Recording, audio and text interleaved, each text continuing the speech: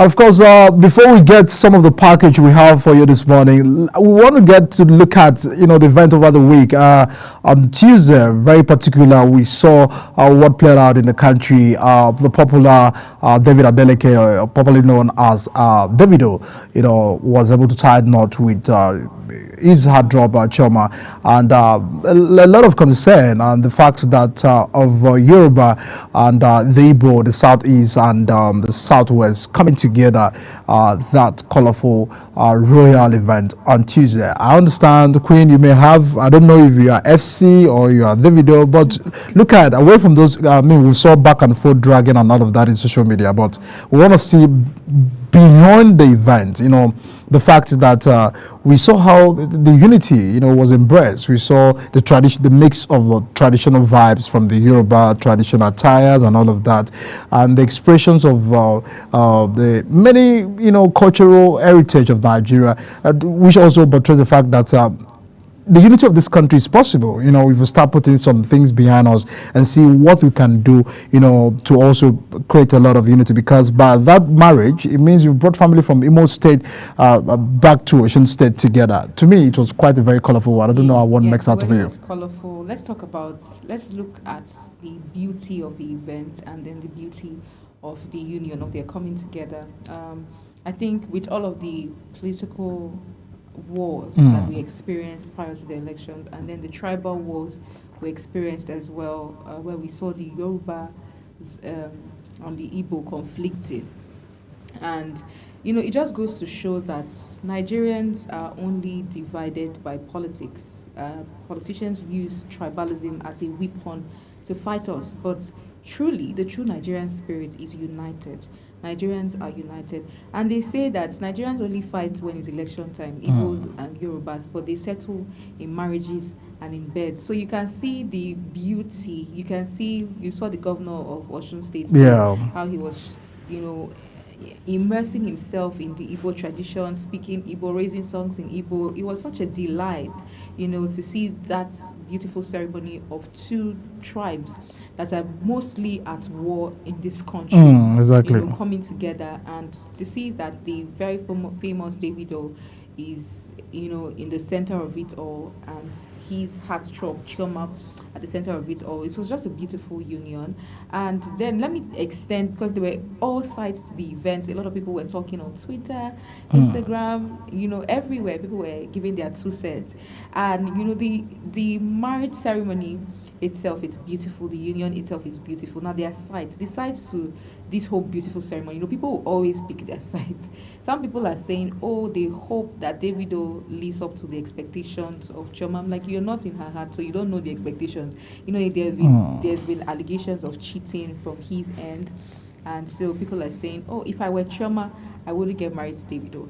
But let's talk about Wizkid and Davido. A lot of people said it would have been a good avenue for Wizkid to, attend the event. Yeah, to be able to, bring them together. Yes, put whatever dispute they have aside, whatever issues they have aside, and just come in and be a part of that union. It would have made the place bubble, as we saw, some Lamide coming, some musicians surprised Davido at its event, and that would have, maybe settled the online war between FC and Davido. So I was actually looking forward to it. What's there to keep? Well, for the fact that we are also hearing of wedding, anything is possible. That if those who couldn't make it to or the traditional marriage may also have an opportunity to there. But that also further point out the fact that in Nigeria we seems to be giving attention and wasting some of the times. To things that are not really necessary. That's someone's private life. For the fact that the woman in question have accepted to marry, it shouldn't be anybody's business. It's about a personal thing. But I understand lives of celebrity, that whatever you do is always brought to the public domain and all of those speculation. But it is going far that we'll see what is really happening.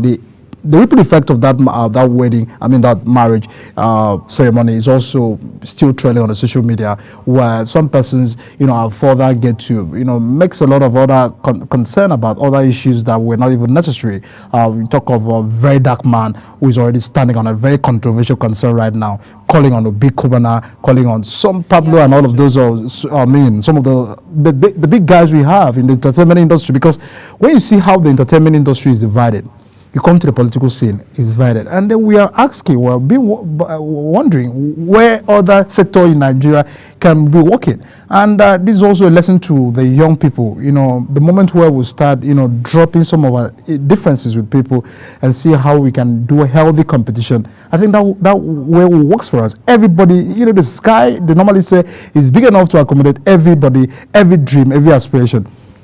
So I'm one of those who are advocating for the fact that let everybody compete healthily and let everybody do their thing. Everybody have the talent.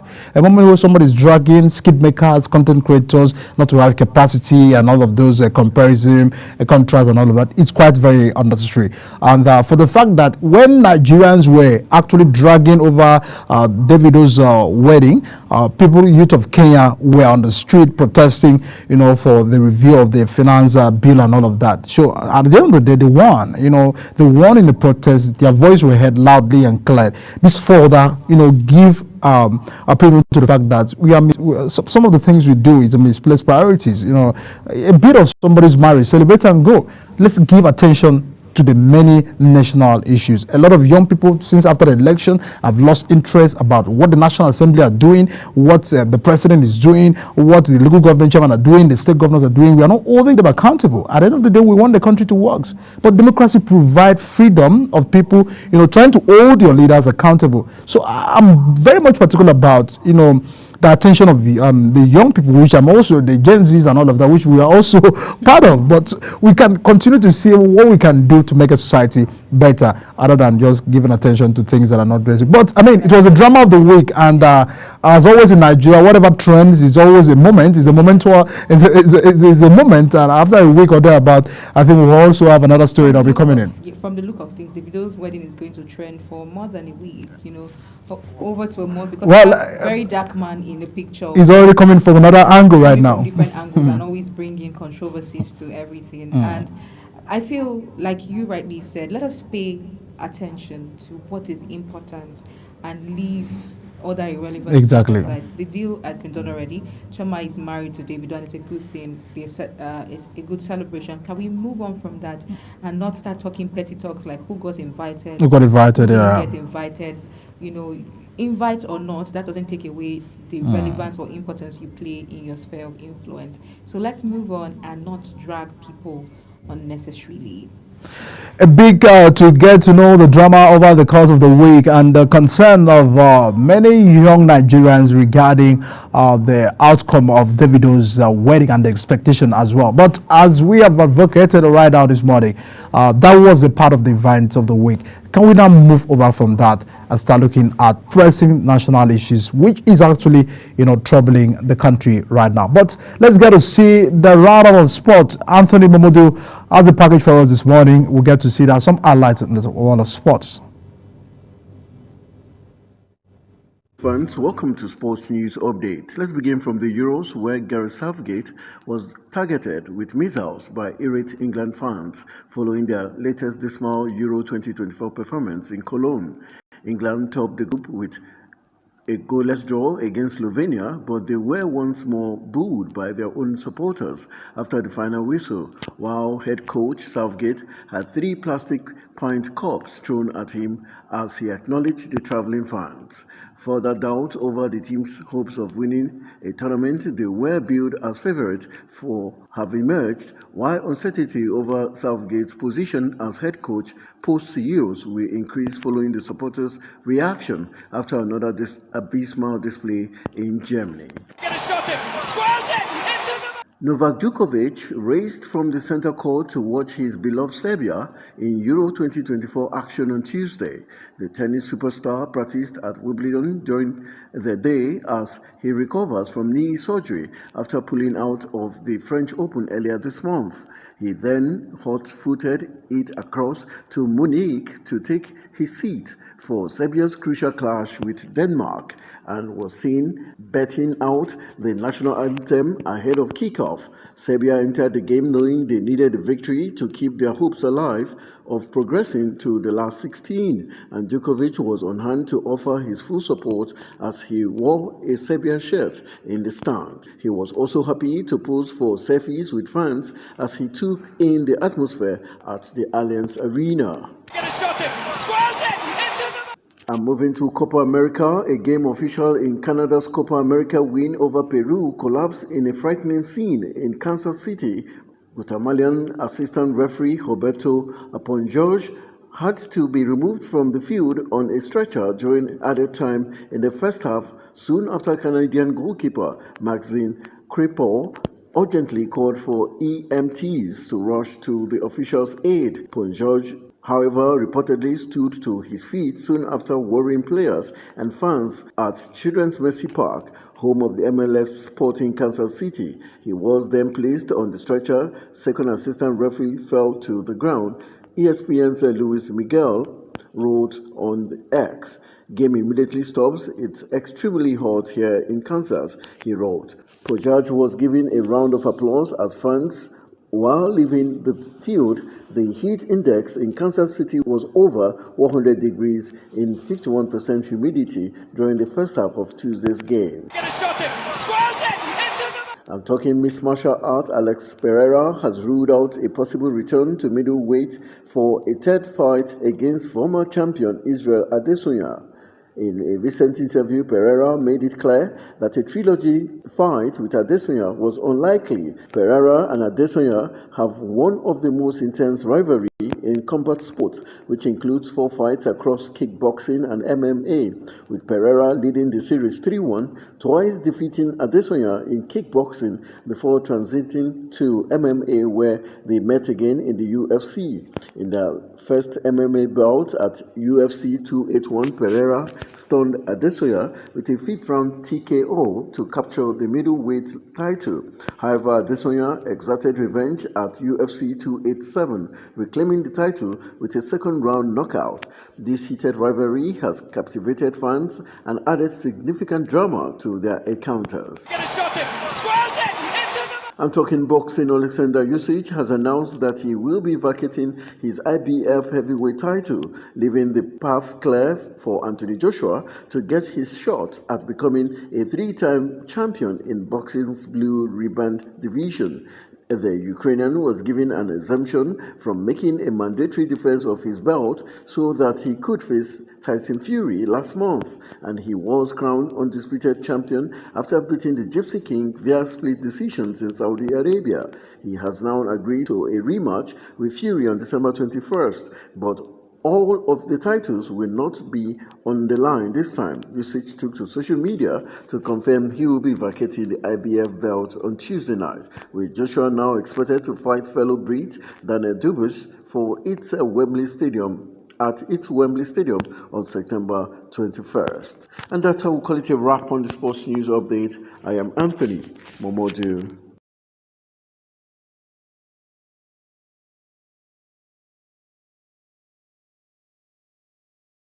Welcome to Global Morning. The death toll from flooding. Most time our politicians just bring in policies too, for sure. Incidentally, we have several more stories. The legislature was carefully crafted to 22.2% inflation rates as of April this year. What does that say about where we are as a country? I think Nigeria has resorted to being resilient. Before you call a police station, before they even leave, they'll take permission from... I don't think there's really anything on ground to improve. The struggle with ASU strike. You have done your work, you have put us to the wall. We are not your slaves. I'm not a small boy. You should have given me the report. I have not seen the report.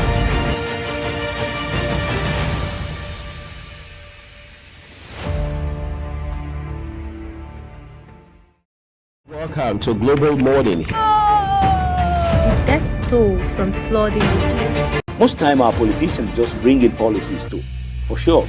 Incidentally, we have several more stories. The legislature was carefully crafted to 22.2% inflation rates as of April this year. What does that say about where we are as a country? I think Nigeria has resorted to being resilient. Before you call the police station, before they even leave, they'll take permission from I don't think there's really anything on ground to improve. the struggle with the ASU strike. You have done your work, you have put us to the wall. We are not the slaves. I'm not a small boy. You should have given me the report. I have not seen the report.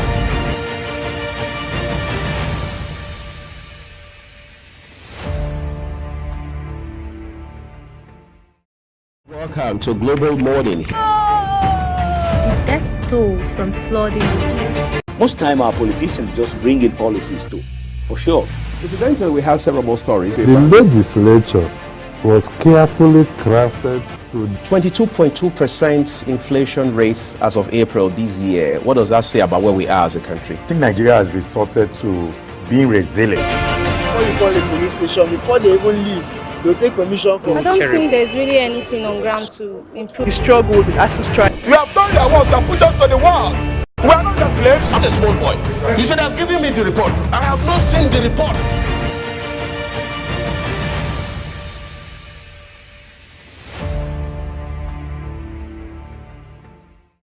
Welcome to Global Morning. The death toll from flooding. Most time our politicians just bring in policies to, for sure. Incidentally, we have several more stories. The legislature was carefully crafted to 22.2% inflation rates as of April this year. What does that say about where we are as a country? I think Nigeria has resorted to being resilient. Before you call the police station, before they even leave, they'll take permission from I don't think there's really anything on ground to improve. the struggle with the ASU strike. You have done your work, you have put us to the wall. We are not the slaves. I'm not a small boy. You should have given me the report. I have not seen the report.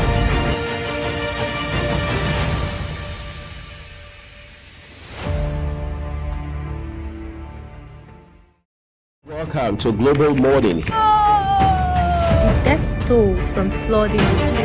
Most time our politicians just bring in policies to, for sure.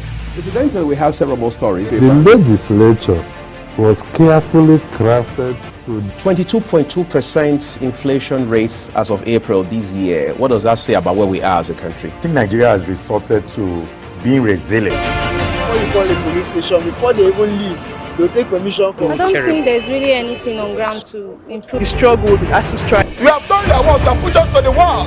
We are not the slaves. I'm not a small boy. You should have given me the report. I have not seen the report.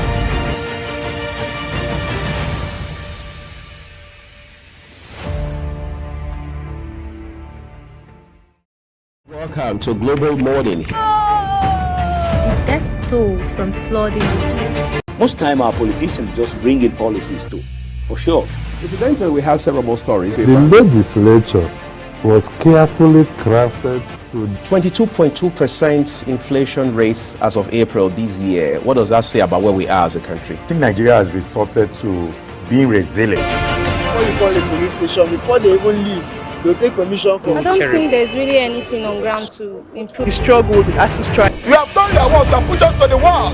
We are not the slaves. I'm not a small boy. You should have given me the report. I have not seen the report.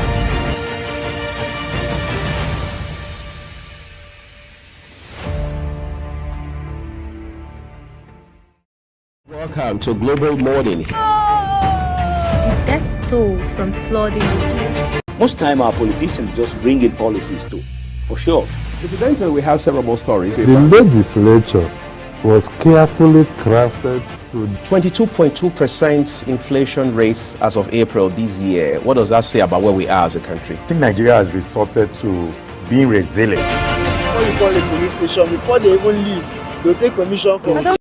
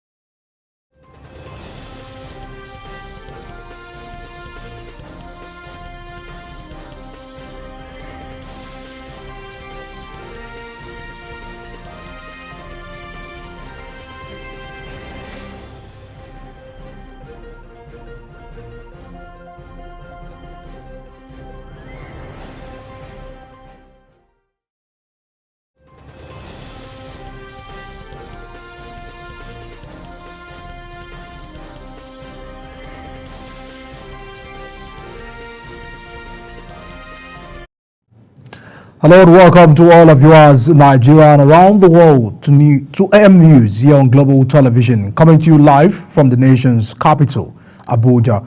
I'm Edikan Michael. The Nigerian Senate has denied approving the purchase of a new presidential jet for President Bola Tinubu and Vice President Kashim Shettima, as speculated. President of the Senate, Godswill Akpabio, during the emergency plenary session, clarified that there is the presence of a fifth communist doing everything possible to destabilize the parliament. Shaun Ajay has details.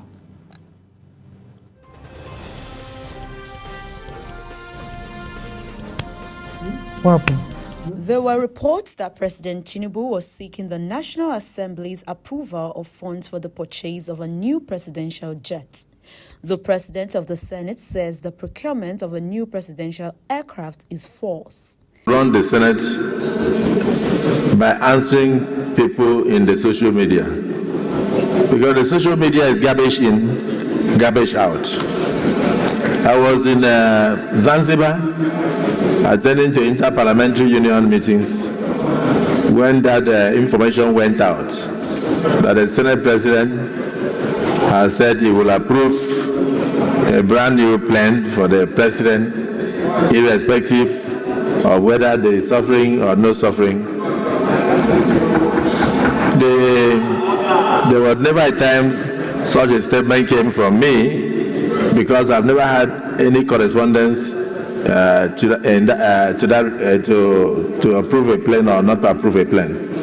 And I did not want to answer, but they went further to generate it, and then they went wrong as if I was saying that I did not care about the Nigerian people, I did not do this. We care about the President, we care about the Nigerian people. We will approve things that will benefit the Nigerian people. We will approve things that will improve the living standard of the people. At the same time, we will also take cognizance of the duties of Mr. President. If his vehicle is bad, we will repair the vehicle. If his plane is bad, we will approve money for the repair of the plane. So that is not an issue. There is nothing before us. The senators had cut short their recess, which was to elapse on July 2nd, 2024, and returned for an emergency section to consider a bill for an act to amend the 2023 Supplementary Appropriation Act to further extend its implementation to December 31st, 2024, as requested by President Tinubu. Shaun Ajay reporting for Global TV. Allow the senators pass a bill for an act to amend the implementation of the 2023 Supplementary Appropriation Bill till 31st December 2024. The implementation of the 2023 supplementary will run side by side with that of the 2024, which stands at 28.78 trillion naira. The passage followed the emergency plenary convene, which was presided by the President of the Senate, Godswill Akpabio. After clause-by-clause consideration of the bill and after the Committee of Supply, the bill was then read a third time and passed. The 2023 supplementary budget bill was sponsored by the Senate leader, Senator Opayemi Bamidele, for its implementation to be extended. As the proposed traditional institutions law controversy rages in the Sokoto state, the State High Court has issued an order restraining Governor Ahmed Aliyu from sacking 2 of the 15 district heads his government had earlier removed from their seat. The order was sought separately by Buhari Tambuwa and Abubakar Kasim, the district heads of Tambuwa and Kebbi respectively, who are among the rulers removed by the state government on the allegations of insubordination and earning insecurity in the state. The presiding judge, Justice Kabiru Ahmed, however, ordered the governor, his attorney general and Sokoto Sultanate Council to revert to status quo, pending the determination of the suit filed before him by the complainant, who were represented by Professor Ibrahim Abdullahi. A federal high court sitting in Abuja has adjourned the arrangement of the impasse governor of Kogi State, Yahaya Bello, till July 17, 2024. Bello is facing a 19-count charge bordering on money laundering, breach of trust, and misappropriation of public funds to the tune of about 80.2 billion naira brought against him by the Economic and Financial Crimes Commission. Bello's lawyer, Deola, applied to withdraw his appearance for Bello. And now the federal government and the Academic Staff Union of Universities have ended their closed-door meeting with an agreement that all contentious issues will be amicably resolved to avert a strike. The parties also agreed to kickstart the communication process to avert the planned industrial actions by the union. The meeting had in attendance the 2 ministers overseeing education, Professor Tyree Mamman and Dr. Yusuf Somo, as well as other top officials on the ministry in the federal government team.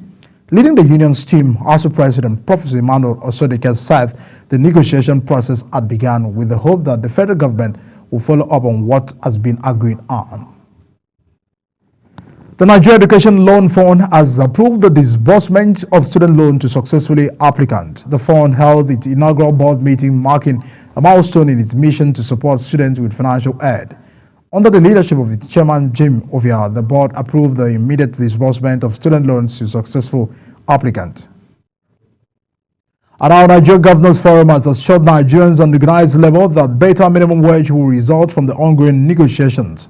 The governors had previously rejected federal government's proposed 62,000, stating that some states will need to borrow money to pay salaries. Despite these, organized labor continues to demand a wage of 250,000 naira. The governors choose to hold an emergency meeting after the Federal Executive Council postponed the minimum wage discussion to allow President Bola Tinubu to conduct broader consultations. The federal government has launched an investigation into the alleged unauthorized sale of national identification number following revelation that the personal data of Nigerians were available for purchase online at a fee. The revelation has sparked widespread concern regarding the protection of individual privacy rights and potential economic repercussions. The Minister of Communications, Innovation and Digital Economy, Dr. Bosun Tijani, while addressing the issue, confirmed he had begun discussions with the Minister of Interior, Olubimi Tunji-Ojo, on the matter. Away from that, the federal government plans to conduct a drug use survey as part of its efforts to combat drug abuse and develop preventive measures. President Bola Tinubu said these at an event held in Abuja to commemorate the 2024 United Nations International Day Against Drug Abuse and Illicit Drug Trafficking. It said the survey to be conducted soon will help the government break the vicious cycle of drug abuse, safeguard teaming youth from falling prey to illicit acts, and ensure proper resource allocations to address the issue effectively. The immediate past governor of Kaduna State, Malam Nasir El-Rufai, has urged the Federal High Court in Kaduna to quash the report of the State House of Assembly indicting him of 432 billion naira theft. In a suit filed by his lawyer, El-Rufai said the Assembly breached his right to a fair hearing by not inviting him in the course of the probe. He is therefore urging the court to declare the report of the Assembly's other committee null and void. Around the Nigerian Military High Command says its troops have neutralized 2,225 combatants, arrested 3,682 terrorists, and rescued 1,993 kidnapped hostages in the second quarter of 2024. Director of Defense Media Operations, Major General Edward Buba, disclosed this in his quarterly briefing with defense correspondents in Abuja. Kikole Mokere has details. Troops of Operation Adinkai in the northeast neutralized over 800 terrorists, arrested over 900 suspects, and rescued more than 500 kidnapped hostages, while a total of over 400 Boko Haram terrorist combatants and their families surrendered. Director of Defense Media Operations, Major General Edward Buba, further stated that Operation Safe Haven and Wild Stroke in the northeast neutralized more than 200 violent extremists between April and June 2024. Posture of troops secured the release of several of the kidnapped hostages and has significantly curtailed the activities of terrorists and violent extremists operating in the area. During the second quarter of the year, troops of Operation Wild Stroke neutralized 138 terrorists, arrested 377 suspects, and rescued 204 kidnapped hostages. It says the troops of Operation Delta Safe during the period under review also neutralized 14 violent extremists and arrested more than 400 persons involved in crude oil theft. In the southeast region, the director says the troops of Operation Udoka neutralized over 100 terrorists, arrested over 300 suspects, and rescued over 100 kidnapped hostages. The troops of Operation Delta Safe maintained the momentum against the activities of crude oil theft during the second quarter of the year 2024. The troops continue to fight and destroy illegal refining sites, as well as arrest the perpetrators of oil theft. The troops of Operation Udoka neutralized 180 terrorists and violent extremists. The Military High Command reiterated its commitment to keep up with the fighting spirit and maintain the stamina in the front lines. Kike Lomo Ukeri, Global Television News. The Economic Community of West African State is currently facing hurdles in deploying counter-terrorism force across the country due to daunting budget requirements. This was disclosed during the ECOWAS Ministers of Finance and Defense meeting in Abuja. The meeting was convened to discuss the activation of a regional force against terrorism and unconstitutional government changes. The gathering was convened following directive from the ECOWAS Authority of Heads of State and Government, which called for urgent action to mobilize resources for a regional counter-terrorism force. Katsina State says it has recorded 118 suspected cholera cases, while the incident management system has been activated in the state. The incident manager and director of epidemiology of the State Primary Healthcare Development, Dr. Kabri Suleiman, disclosed this at a press conference, stating that it is fully prepared to prevent its spread and other vaccine-preventable outbreaks in the state. The State Primary Healthcare Development Agency said it has also activated its incident management system as part of measures taken by the state government to ensure that the cholera outbreak is being managed. A non-governmental organization has called on families to join in the fight against illicit drug in Nigeria. Speaking on the 2024 Women and Family Drug Education Program in Abuja, Rejoice Henry says the program is organized to tackle the problem of drug abuse from a family perspective. Our correspondent Kikulu Makere completes the story. Drug abuse is an issue that transcends boundaries, as such can affect any families, regardless of its socio-economic status, religious or educational background. The convener of the event, Rejoice Henry Wesley, emphasized the crucial role the family can play in preventing drug abuse, adding that the event is aimed to raise awareness about the danger and substance abuse among the young people. Education reduces the drug abuse, substance abuse by 50%. My advice to the women is for them to stay close to their children, look out for the signs, be their children's friends, so that they don't go out there to make friends with people who are into substance abuse. And for the family, for mothers to also enlighten the children and let them know the dangers of abuse of drugs. Stakeholders at the event says the event is also aimed at addressing critical issues of drug and substance abuse through education and policy advocacy. And the reason is that drug abuse is taking over in our society and more women are involved in this. And this is affecting families negatively. With this program, Grace Thomas is bringing in more information from different facilitators and people who have experienced, this before, to enable family members of these people using drugs or even people who intend to go into it, for them to know the effect and also for the family members to know what to do. Any family that is not properly addressed, there will be issues. And so we need, with what they are doing now, at least we have been able to tell the families the things they are supposed to do, the coping strategies that they need to use in case there's any issue, and the way they should talk to their children. The Women and Family Drug Education Program embodies a strong commitment to fostering drug-free families and communities. Kike Lomo Ukeri, Global Television News. You're watching AM News coming to you live from the nation's capital, Abuja. We're on StarTimes channel 276. Kindly follow us on all social media platforms using @GlobalTVNG and all the handles now showing the screen. When AM News returns, Katsina records 118 suspected cholera cases. These and other stories coming right after this break. Do stay with us.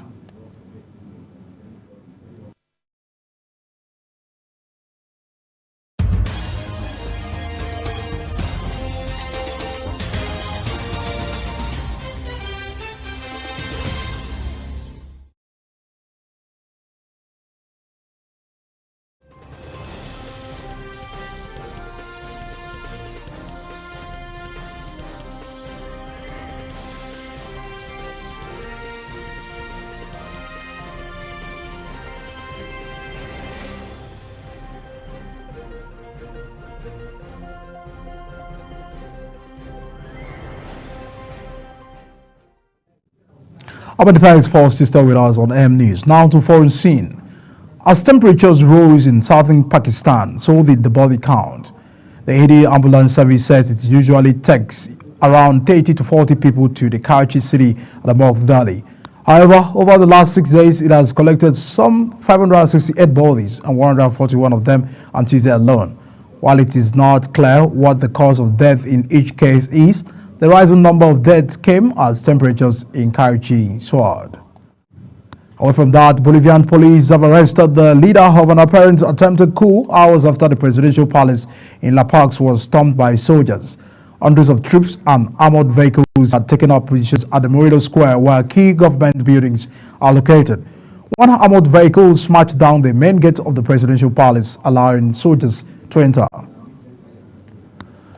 Palestinian ambassador to Nigeria, Abdullah Shawaj, has accused the United States of leading a new political, economic and military world order, which the Palestinians are currently suffering from. Ambassador Shawaj stated this during a media interaction with journalists in the nation's capital, Abuja. Anthony Mahmoud tells us more. The Palestinian ambassador to Nigeria, Abdullah Abu Shawesh, says the report by Washington Post reveals that the U.S. has supported Israel with a $6.5 billion in security aid since October 7, 2023, and killing 37,718 Palestinians. It is a war to establish a new economic and political order around the world. Anyone who dare to challenge the new order, relying in democracy, human rights, the United Nations, international law, and the endless list of classical tools that have been blind the eyes of southern country for a long time, will face the fate of the Palestinians. The Palestinian ambassador Abdullah Abu Shawesh expressed sadness with the killing of 1 million women and loss of dignity by girls, and called for sincere investigation by the international community and the United Nations relevant agencies. Citing Save the Children, Israeli forces have dropped 75,000 tons of explosive, the equivalent of 6 nuclear bombs, on Gaza, turning homes, schools, hospitals, and places of worship into rubble. At least 10,000 people are reported missing under the rubble, presumed dead. Last week, Republic of Armenia recognized the State of Palestine as an independent and sovereign nation. Thus, it is hoped that other nations and international community will push for the end of the sufferings and killings of innocent Palestinians. As the conflict in Gaza enters its 265 days of Israeli genocidal war against the Palestinian people, Anthony Momodu reporting for Global Television. Around junior hospital doctors in England have begun a 5-day strike, a week before a general election in which the state of the publicly funded National Health Service is a major issue. It follows nearly a dozen similar actions by doctors below the specialist consultant level over the last 18 months. It is grappling with a massive backlog caused by the COVID-19 pandemic and worsened by its repeated doctor strikes. An increasingly dissatisfied public also faced long waits to see a doctor at their local surgery, in addition to delays associated with operations and starting cancer treatment. And now to business, the domestic crude oil supply crisis that recently led to accusations and denials in the oil sector may warrant an investment plunge in the industry. Operators of the Lagos Chamber of Commerce and Industry say the crisis may damage the confidence of international oil companies and investors in refineries. This came as a section of the 650,000 capacity Dangote Petroleum refinery caught fire, sparking reactions on social media as videos of the incident went viral. The management of the facility, however, alleged fears about the incident as it started the situation had been put under control, adding that no one was harmed by the fire outbreak. And now in the past week, the Nigerian National Petroleum Company Limited said it uncovered another 165 illegal refineries in the various locations across the Niger Delta.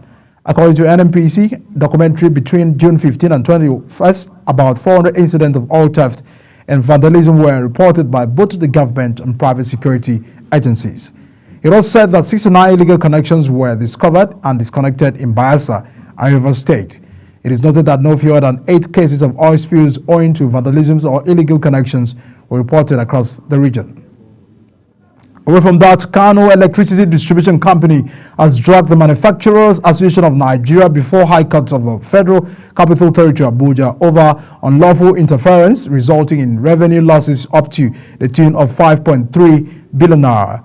The lawsuit is a counter-action taken by the distribution company following the rejection of the new tariff hike by the manufacturers Kano branch and its over 41 members affiliate to boycott payment of the new tariffs to the power distributor through a court injunction the association obtained on behalf of the maximum demand consumers on Band A in the 3 states of Kano, Katsina, and Jigawa State.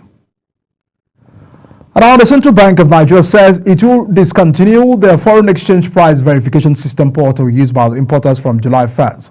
It also noted that the price verification report will no longer be a requirement for the completion of the Form M, which is declaration of intention to import physical goods into the country.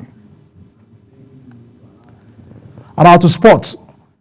Manchester United are interested in signing Ademola Lookman this summer and are willing to put in an order of 60 million euros to get him, according to reports in the Italy. Lookman enjoyed a spectacular season at Atalanta, including scoring a hat-trick in the Europa League final against Bayer Leverkusen. It was a triumph which saw the Ladi win their first piece of continental silverware. This iconic display capped off a campaign in which the Nigerian winger netted 17 times and reached 13 assists across all competition. Spain says it will send 213 police officers to Paris to bolster security for this summer's Olympic Games, and France remains on high alert following attack threat. Officers, including bomb de-infiltration expert and Geneva dog teams, will be deployed in response to a request from France for foreign assistance with game security, the Spanish Interior Ministry said in a statement on its website.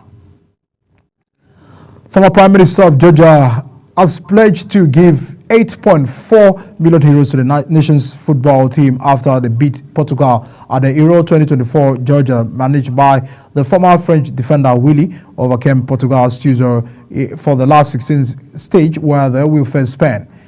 He founded the ruling Georgian Dream political party, became the Prime Minister of the country in 2012, said the win against Portugal is a historic and dream victory. And one of Australia's most celebrated swimmers have announced her retirement from the sport after failing to qualify for this year's Olympics in Paris. Carrie Campbell announced that it was time to officially say goodbye to the dream she have had since she was 9 years old in a social media post on a week after bowing out of the Australian Olympic trials in Brisbane. Campbell missed out on what would have been her 50 games team when she fell short of qualification for the 100 meters and 500 meter freestyle event. A veteran of the 4 Olympics, she has won 8 Olympic medals, broken 7 world records, and is one of the most recognizable faces in Australian sports. Ashlyn Thompson's a 2-time Olympic champion in the 100 meter and 200 meter will miss the Paris Olympics with an Achilles injury. His 21-year-old Jamaican, a 5-time Olympic gold medalist, sustained the injury at the New York City Grand on June 9 and had to be carried out of the track. Thompson heralded the Olympus sprinter other than compatriot Usain Bolt to win multiple Olympic titles in both the 100 meters and 200 meters, was aimed to defend a 100 meter crown after choosing not to race in the Jamaica 200 meter trials. And that's the package on M-News on Global Television. You can watch us on StarTimes channel 276 and follow us on all social media platform using @GlobalTVNG and other handles now sharing on the screen. My name is Odiket Michael. Many thanks for staying with us. I will be right back with the Global Morning discussion. To stay with us.